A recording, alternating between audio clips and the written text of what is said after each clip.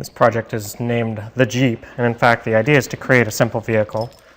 They show a Jeep, but really you could alter this to be a number of different things. Basically, you're going to be creating a wheel as an object, create a seat as an object, and then the body of your vehicle, the Jeep, as an object.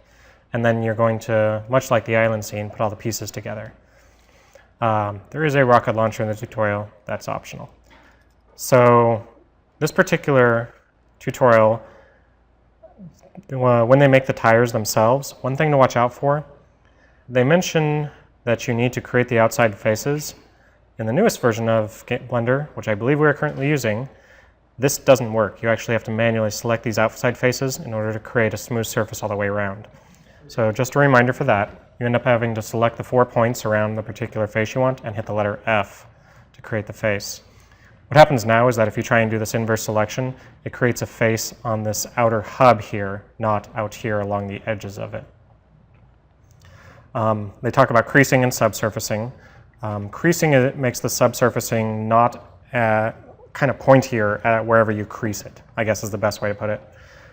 They create a separate circular thing, they extrude it out, and then basically pull it into the center to make this hubcap as a separate object. They have different coloring in this. That's the basic idea of that. All right, the seat is the next part of it. It's a basic cubicle thing that they're creating. Make sure that you remove doubles when you have issues. That's something in here.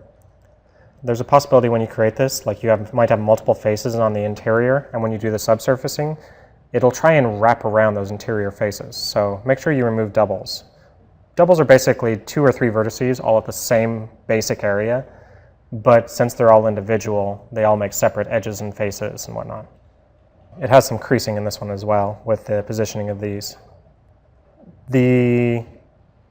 All of these things here, once again, just a reminder that this particular rendered seat took a lot more work than it says up there, so just watch out for that. You can create the rocket launcher if you want. I'm not going to go over that. It's basically a cylinder with various parts scaled in and out. The body of this thing, they're going to be extruding cubes in a general way. They push in sections of the Jeep itself in front here. They don't mention that anything about transparency or coloring on this. If you really wanted to, you could make this particular windshield here a lot thinner and make it transparent in order to create the windshield. It's up to you. A lot of this stuff, keep in mind that you're creating the general shape of your vehicle.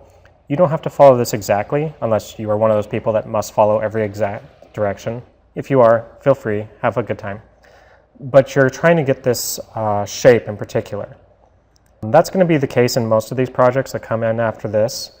You want the general shape of the vehicle, but it's more important that you have a shape that you like than you have followed every detail to the exact specifications. So they talk about fenders and mud flaps and all sorts of stuff that they add in. And, of course, the rocket launcher mount. Then you're basically going to append in all the pieces that you need in order to put the project together. So they mention that here, file and append or link in the later versions, and go grab that particular object.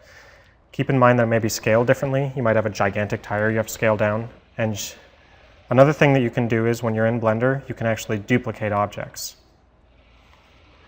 And if you want your fantastic finished scene, here's some examples of it.